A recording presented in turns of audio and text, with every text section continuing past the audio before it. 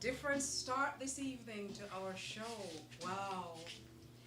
We've been listening to the sounds of none other than Mr. Edde Osborne, jazz musician, musician extraordinaire. Isn't he sounding good? Welcome, welcome, welcome to In Spite of It All.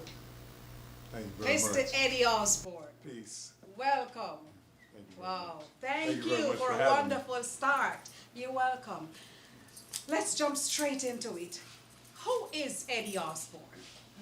Edde Osborne is a musician. Is a I'm a musician? I'm a father.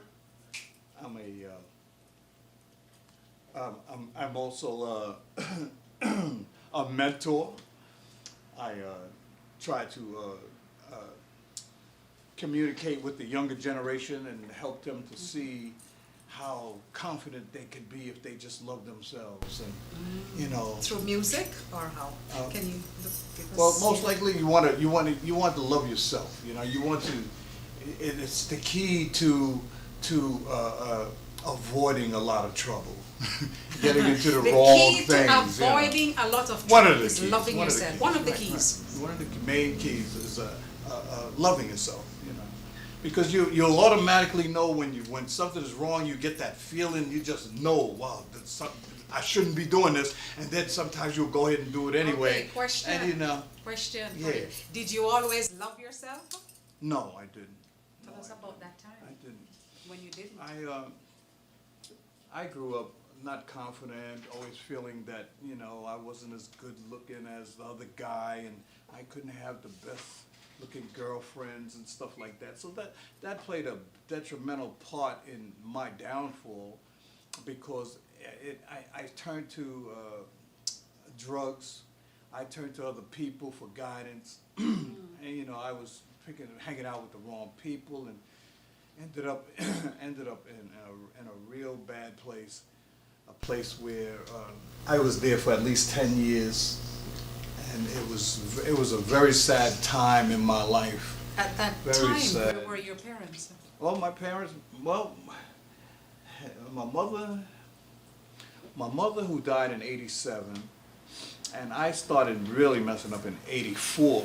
1984 was when I said, so moms kind of knew what was going on, and her dying words to me was, Eddie, if you don't get yourself together, I'm going to put you away.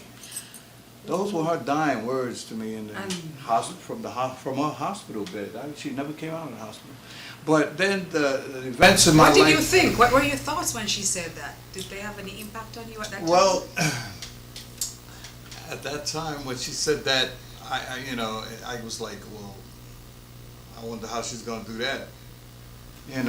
Because as I said, she was on her dying bed when she said those words to me. And so. Later on. May she rest in peace, too. May she rest in peace. I know she's much happier right now. Yeah, but later on, those words did They affect you. did manifest. They happened. I ended up in trouble for something that I didn't even do, and ended up going to jail for 1.5 years to 3 years. 1.5 to 3 I was sentenced to. And Was the truth ever it was found out? The truth the of truth? the matter? No, Yeah. no, it was never found out. No, it wasn't. And I ended up doing the time, and so, but, you want to take a bad situation and turn it into a good situation. And for me, that was my mother trying to get me together. Okay. She knew I needed to come off the drugs, and she knew I was, my potential, and I was not going to fulfill it doing drugs and trying to, Okay. be the musician I wanted to be. Question, when you were in jail, were you on drugs at that time? Yeah, I was. Yes, I was. And how long after?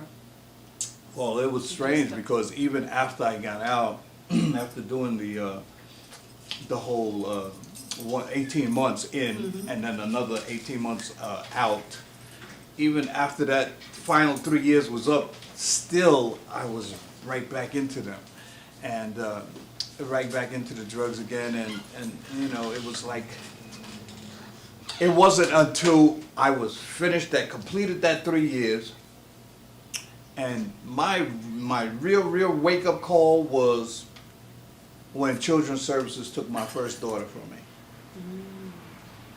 We had just given her her first year birthday party, and right after that, Children's Services took custody of my child.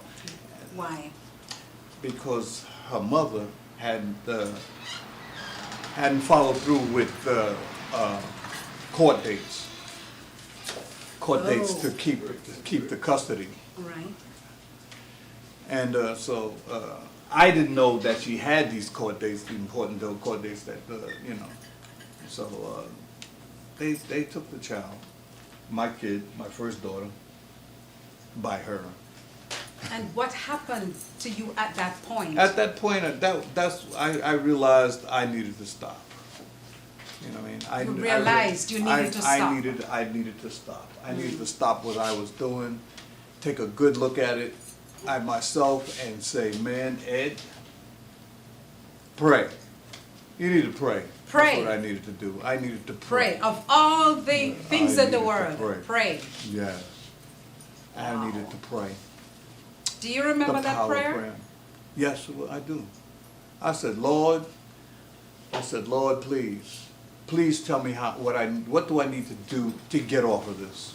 And it was so strange because the message I received was, Ed, your fight is with the devil. The drugs are the devil's advocate. He uses those drugs to get into your mind and your soul and control you. That's every time you use those drugs, he has access to you.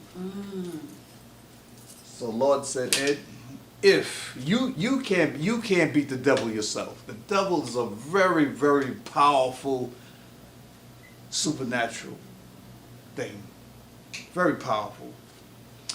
He said, you can't beat him, but if you join my team, you can. And that message to me was so strong, it made so much sense. I was like, wow, I wish I'd have known this 20, 30 years ago. So you actually got the message then and there. You Right never then had and to there. go to your bed, or you never had to go, talk it over with somebody. You got the message. I got the message right then and there. Right then and there, I stopped. At that point right there, I realized that it was not a struggle anymore, because now all I had to do was put it in God's hands. Okay. Did it cost you friends? Did it cost me Your friends? associates, yes. I would say I lost a few friends, but I never really lost friends like that. I mean, friends knew what I was doing, and they kind of just, felt sorry for me, I guess, But they would still speak and, how you doing, how you been, yeah, man, take care, Was it hard, and this is to encourage, people out there who are on drugs and probably think it's so hard, or that I will never ever get off, or what do I do, what can I do, or I've got to go into, to get medical attention, rehabilitation centers, right. or what to do? How hard was it for you? Number one, I would say the number one thing is you have to want to stop. Okay, you have to want to stop. You have to. Okay. That's the number one thing. You have to want to. And if you want to, and if you can understand that you need God's help to do that, the rest is easy. The rest is easy. For me, it was. I made a pact with God. Okay. I said, look, if you get me off the drugs, I promise you, I'll never do it again. Promise you. And you were serious. And it was not just a talk to get off, or right, to. Right. Because I wanted to. I had lost so much in my life. I had archives of concerts and plays and just stuff that I had accumulated about my career and my musical history and acting, and I lost everything. I lost all of these valuable archives. To me, they were very, very valuable. Right, Things I wish I had today. I have on I have a picture of you here, of you with Placido Domingo Placido Domingo. doing right. Samson and Delilah. Samson and Delilah, right. I worked at the, What was that? and that was like a dream come true for me. It was something that I really wasn't even, dreaming about doing. Mm-hmm. And a friend of mine from Convent Avenue Baptist Church, minister of music there, Gregory Hopkins, he told me, he said, Ed, man, why don't you go down to the Metropolitan Opera and try out for this opera down there. I had never, ever acted or played, and I said, wow, man, okay, I'll do it, And went down there, and it was about at least maybe 80 men down there trying out for the part. They only needed 20, and so I go in, and there was just a few questions, and that was it, Came out, everybody's in the hallway, and the guy's like, okay, well, when he comes out, he says, well, if you hear your name, stay. If you don't, thank you for coming. And I'm like, oh, boy, we only need 20 guys, so, And when they called my name, I was just really like, I couldn't believe it. I was like, what? Which is amazing. Yeah. A wow But the moment. experience, Yeah. working at that level of professionalism at the Metropolitan Opera with some of the best musicians, best conductors, it was a real Without beautiful experience. Prior experience. Without prior experience, right. This was before, during, drugs? Oh no, that's after. That's It's definitely after. Definitely Yes, after. it is. Okay. That would not have happened. All right. That would not have even Now, happened. let's talk about your daughter. And I just want to say to our viewers, followers, listeners, Eddie is celebrating 20 plus years of 20 being plus. sober. 20 plus. Congratulations to Eddie. Thank you very much. Not even a drink. Not even a joint. drink. Nothing. You see, That's this it. is what you say, clean. Crystal clean as clear. always, crystal clear. You Crystal can't clear. do it. There is no such thing as I can't. Eddie did it. So it's saying that we can. And he's now an accomplished musician. He was able to gain custody of his daughter from the government, from Children and Family. Now, tell us about that. How did that happen? That must have been quite a task for you. My daughter was always in my life. She was born the only daughter of 6, or the only child of 6, drug negative. And so she was always, very special in that respect. But she was my heart. She just was my heart. She's my 4th daughter, my last daughter. I have 4 daughters. She was my 4th. And we were very close. We were very close. She stayed. I'd go get her every weekend and bring her up to my house and let her play in the park in the field and take her out. And we always had a nice time. But then at one point, her mother was about to lose her. Her mother started messing up again, and so she was about to lose her. And she told me, she said, Ed, Children's Services is looking for Sarita. And I was like, what? Not again. I didn't want to experience that again. So I immediately looked into what I needed to do to get custody of my child. And went down to the court, and they took her from me at first. Took her from me for a minute, just for a minute, and went into the courtroom, and I explained the situation to the judge, and the judge said, look, I see no reason not to grant him temporary custody of his daughter. And so they did grant me custody of her. She was 5 years old. They demanded that I enroll her in school, keep a roof over her head, and well, look out for her well-being, which was no problem, and But that was the car, that was the ace, that was what straightened you up. well, I was straightened up already, but It kept you then. at that point, I felt now, I can instill in this child some of the morals and some of the things that I had learned and experiences, and try to put her on the right path. Were you ever tempted to go back down? No way. It's weird though, because there have been dreams. There have been dreams that I've woken up from that seem so real, so Share real. one.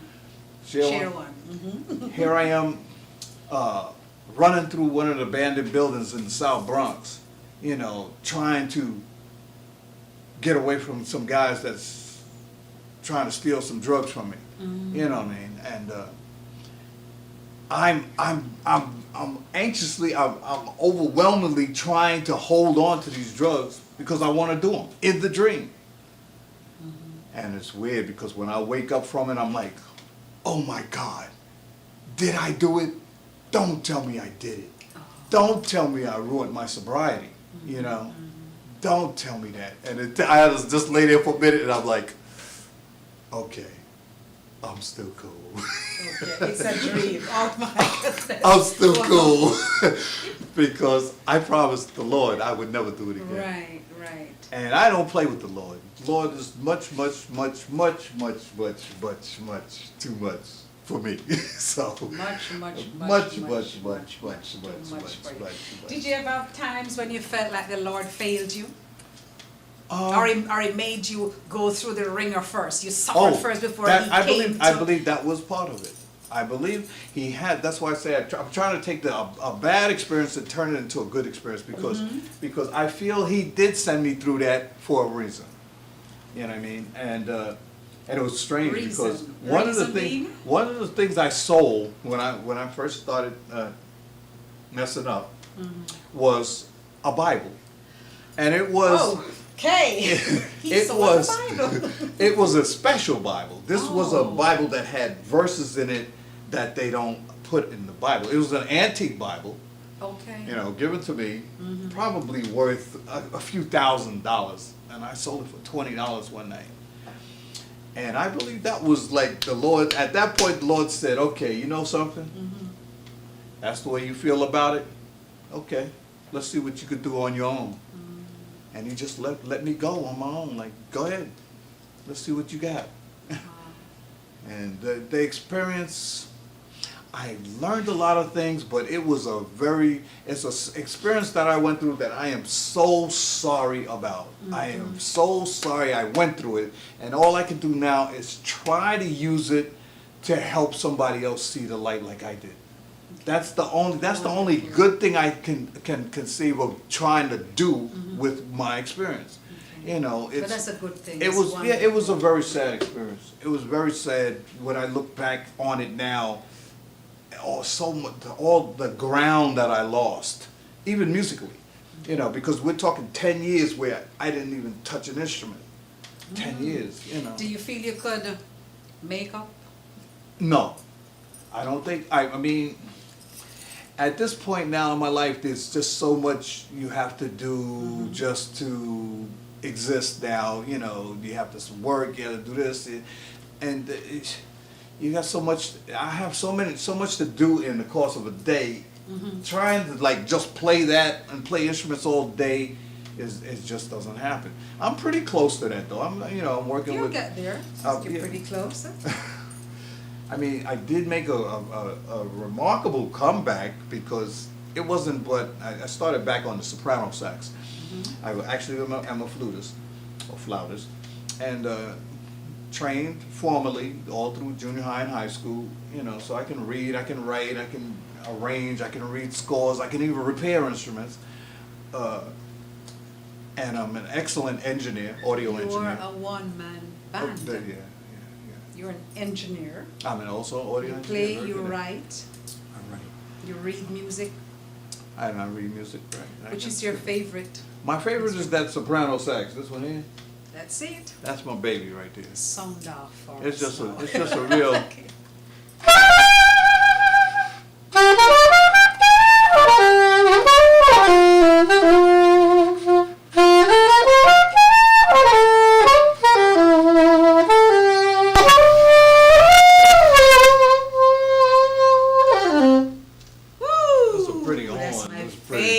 That's my it's baby beautiful. right there. It's beautiful. Yeah, it's it's beautiful. just- Where is your daughter at this point? Oh, my daughter right now, second year of college, about to complete her second year.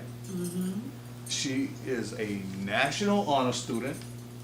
Wow, congratulations. Yeah, a national honor student. National honor student. She's on a full ride scholarship.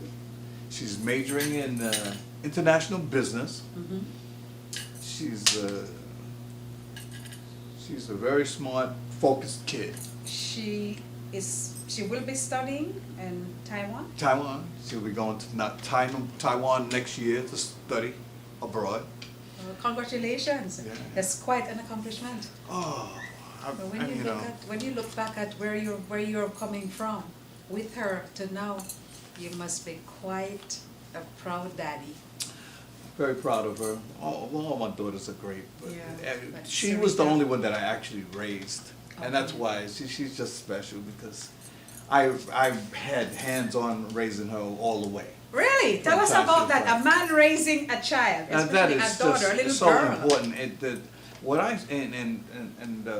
For me, growing up in the hood, the neighborhood kind of place, the hood, and you're faced with so many obstacles, and that's what I was afraid for her, because she actually was being raised in Harlem, USA, and the street she lived on was mad chaos, drug dealers, shootings, arrests. It's the hood off of Amsterdam and Broadway. And where were you? You were in Harlem as well? I was living in Harlem too at the time when she was born. It wasn't long afterward though. Right after she was born, I moved up to Throsneck, where I was originally raised. Where? Throsneck. Throsneck housing projects in the Bronx. That's where I originally was raised at from the time I was 9 months old. But for me, I took all of the experiences that and all my knowledge, and I instilled in her the importance of education. Was it hard? No, it wasn't. It was she listened. When I talked, she listened. Wow. You know what I mean? When I spoke, she listened. Did you have to get stern? A couple of times. Yeah, but she's a very good kid, and she's a young lady now. She's 19 now, but she listened, and I think what really drove it home when I explained things to her was the fact that I had experienced these things. So it was not only me telling her that, but she knew I meant business, that I had been there, done that, and you don't want to go there. All right, let's take a break and come right back. Okay. Are you in need of home improvements? From ceiling to floors, cabinets, and doors, Newcraft Home Improvement and Cabinetry. Custom bathrooms, kitchen, wood floor, molding, painting, and more. Contact us at 754-367-0403 or 954-559-1506. Email newcraft@ymail.com. Visit us at newcraftimprovements.com. Bless RHR TV. Bless RHR TV. Bless RHR TV, Jah, and guide them every day. Bless our TV. Yeah, man, more life, more blessing, more prosperity. It's Phil Watkins representing for RHR TV. I know you want it. You got to have it. You got to get it. You're a good girl. Hey, RHR TV 1. Christopher Johnny Daly live in Florida. I like the whole thing. Look here on RHR TV 1. I started right about now. Big up RHR TV 1 to keep it real, going from strength to strength. And when you say family, it's all about Christopher Johnny Daly celebrating 25 years in the business right about now. And also letting you know that I'm introducing you to, of course, Sun City 104.9 FM. That is, of course, a station back in Jamaica that I have my radio show on. It's called Johnny live. What did I say? Johnny live. And of course it happens right here from 6 to 9 o'clock every morning. Now here's the take, right? We're on iTunes. We're on TuneIn Radio. We're on, we got apps, Sun City apps. We got what? We got internet, www.suncityradio.com. Lock in live. Listen to me live right here in Florida, 6 to 9 o'clock in the morning. Sometime it gotta be 7 to 10, you don't know. But it's all about the Johnny Live Morning Show. Hey, hey, hey. Hey, hey, hey, hey. Now look here, Florida. It is the Richard. Now TV warning. We bust that place it. That girl is like. All right. Woo, we're back. All right. Let's hear some more music. Okay, let's do that. I'm biased because I love the saxophone. It's my favorite. Oh my goodness, I'm in heaven this evening. Okay. And I do hope you're enjoying in spite of it all this evening. It shows that even though we have had moments, real bad in spite of it all moments, we can bounce right back. Like this evening, we're talking with Mr. Edde Osborne, who was on drugs, and now look at him, quite an accomplished musician, a proud dad. Okay, some music to entertain us. My Dreams of You, written in 1973 by Philadelphia native Ruth Sims and myself, Edde Osborne. It's now on the Amazon website under the name My Dreams of You.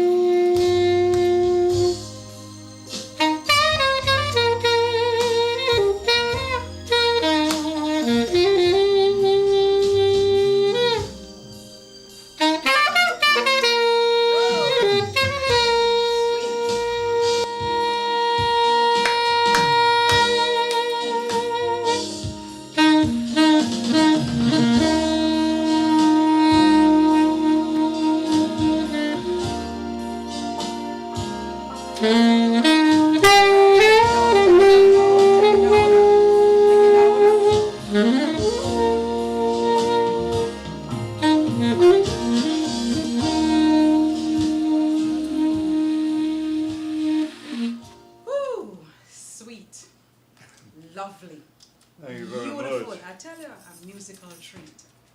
Thank you, thank you, thank you. What thank was you. the name of that piece? That's My Dreams of You. My Dreams of You.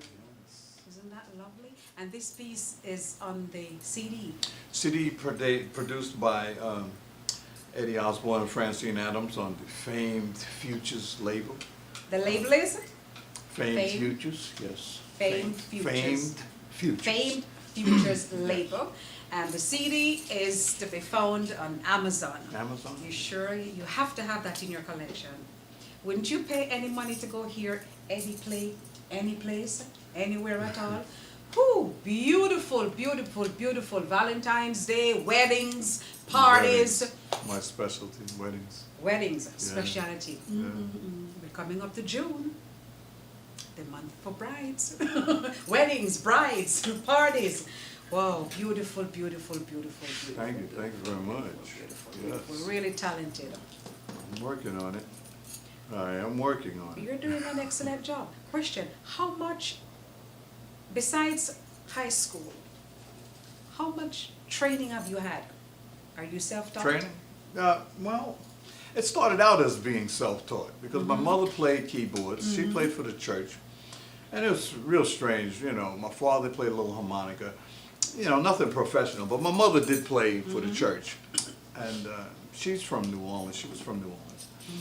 And, so she had a piano in the house, you know.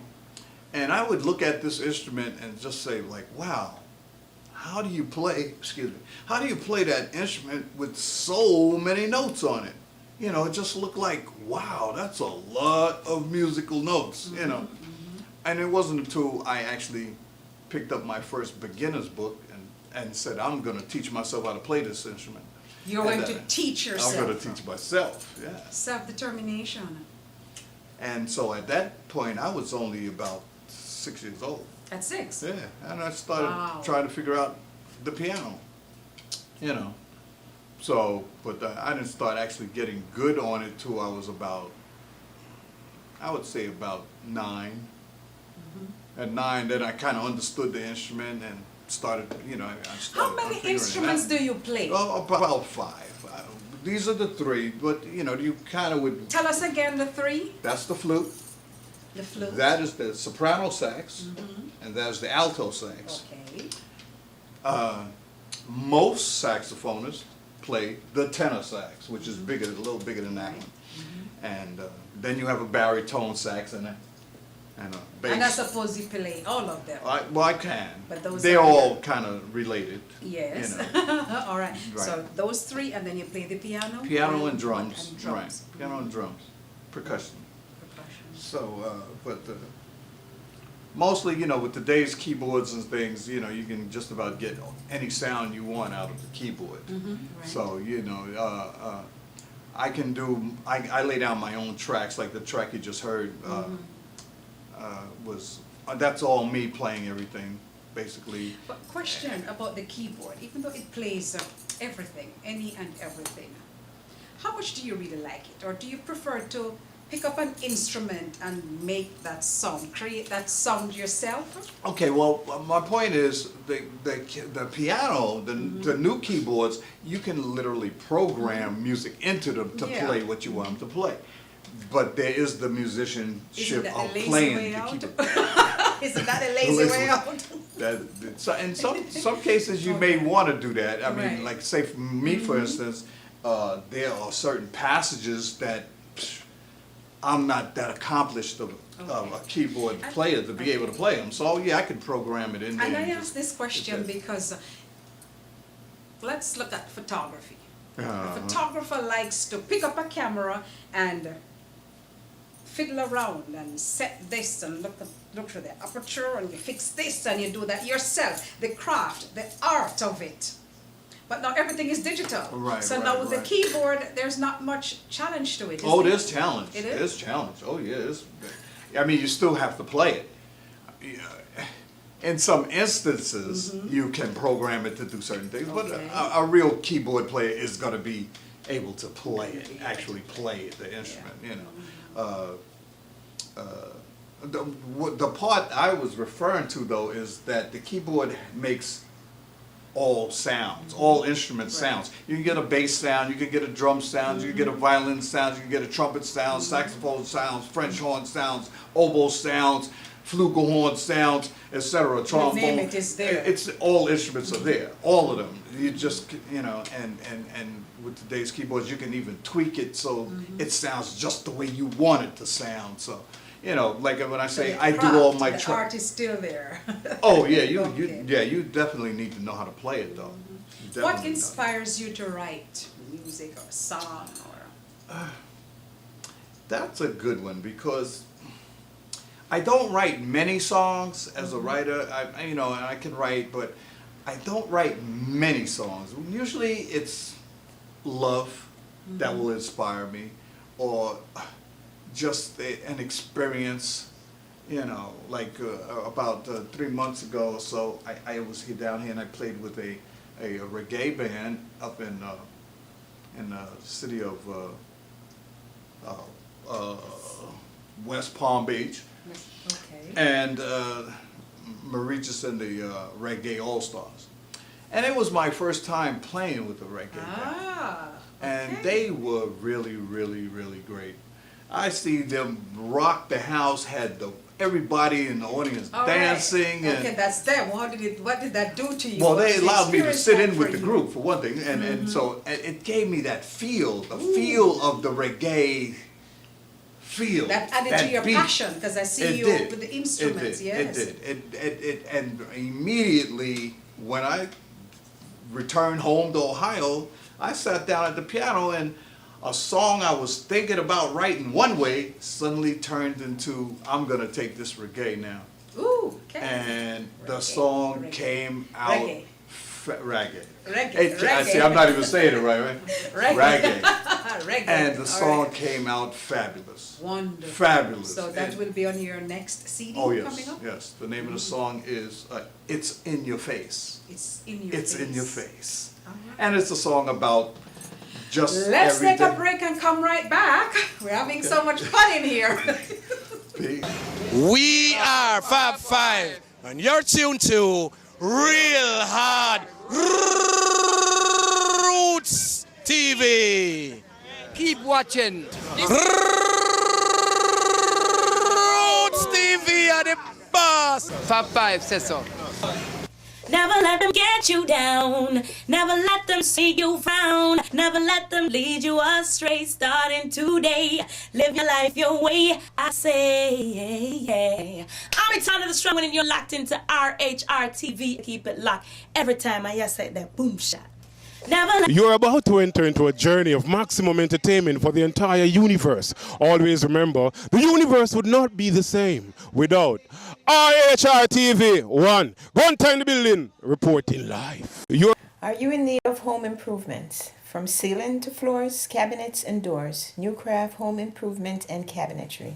Custom bathrooms, kitchen, wood floor, molding, painting, and more. Contact us at 754-367-0403 or 954-559-1506. Email newcraft@ymail.com. Visit us at newcraftimprovements.com. Are you in need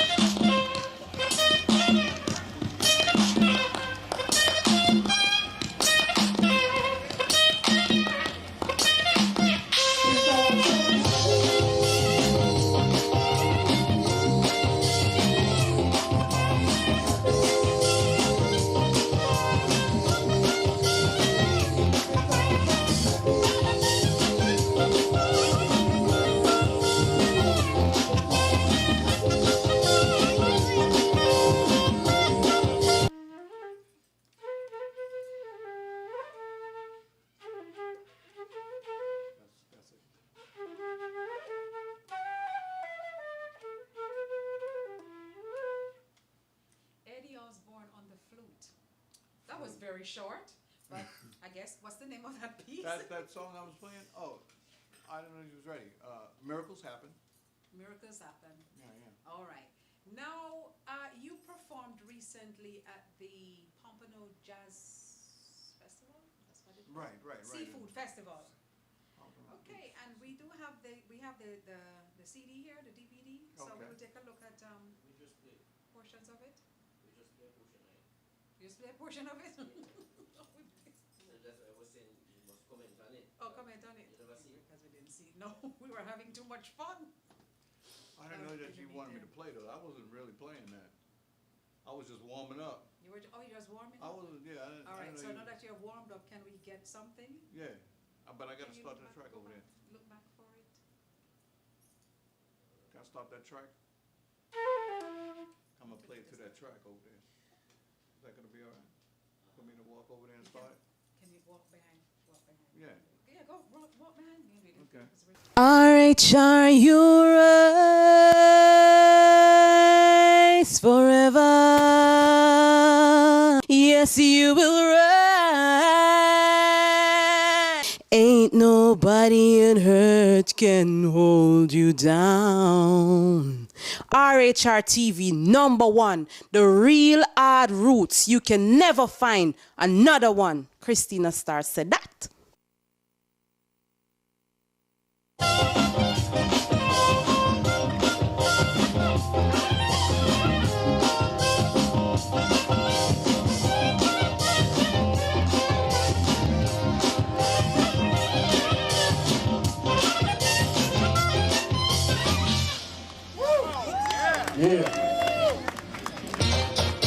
Jazz Festival.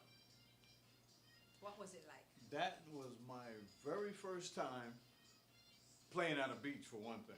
What? Congratulations! Welcome to South Florida. You okay? And Can't be in South Florida without the beach. Okay. it was I'm serious now. I wasn't ready for the experience. I thought I was. Really? What really got me Yes. was, see, I like to move around when I'm playing.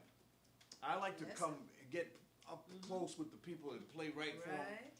But we're talking about a whole bunch of sand out here. So now I'm running in the sand and running up on the stage, and it Oh, wore see? me out. It wore you. Yeah, It you wore got to me out. exercise while performing.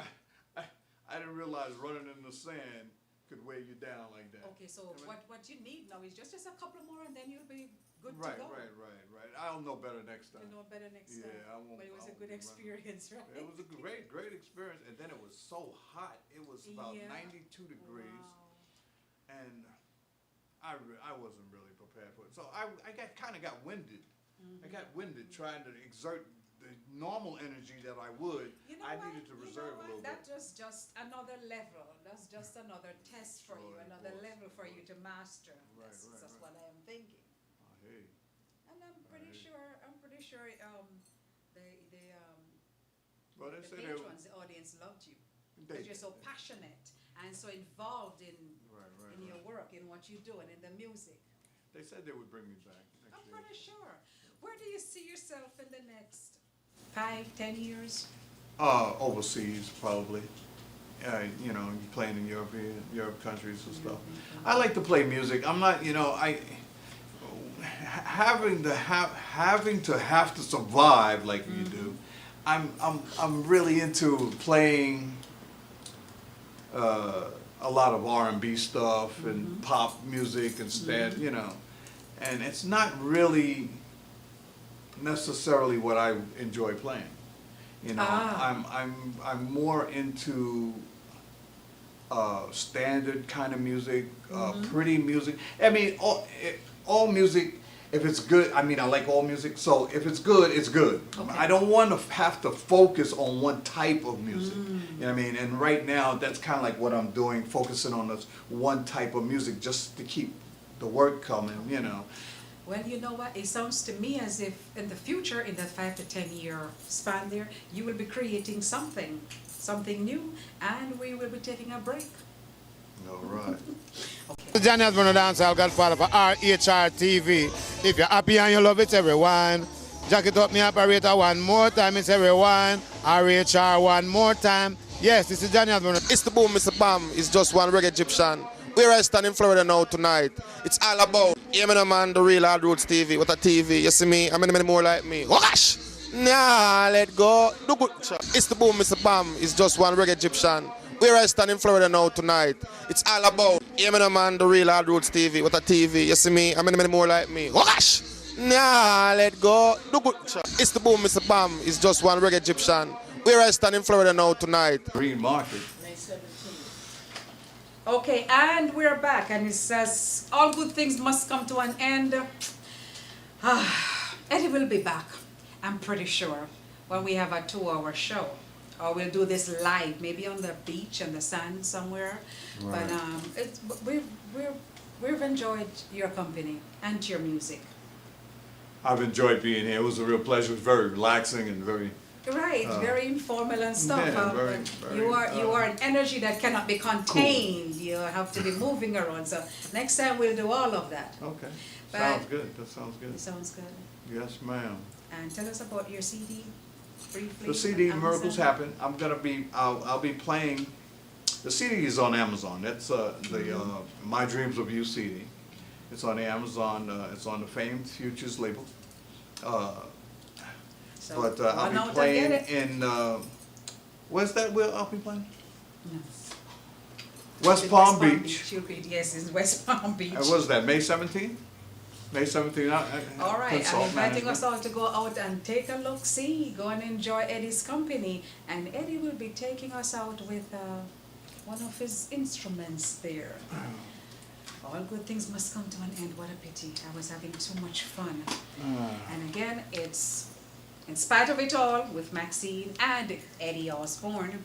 Same time, same place next week. Another guest.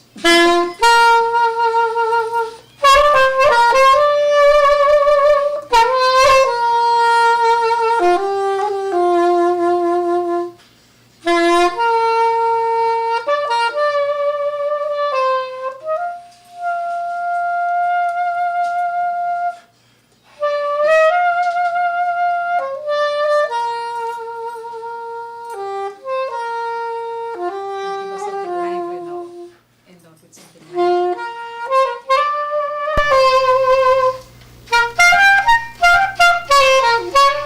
5 seconds. Lively.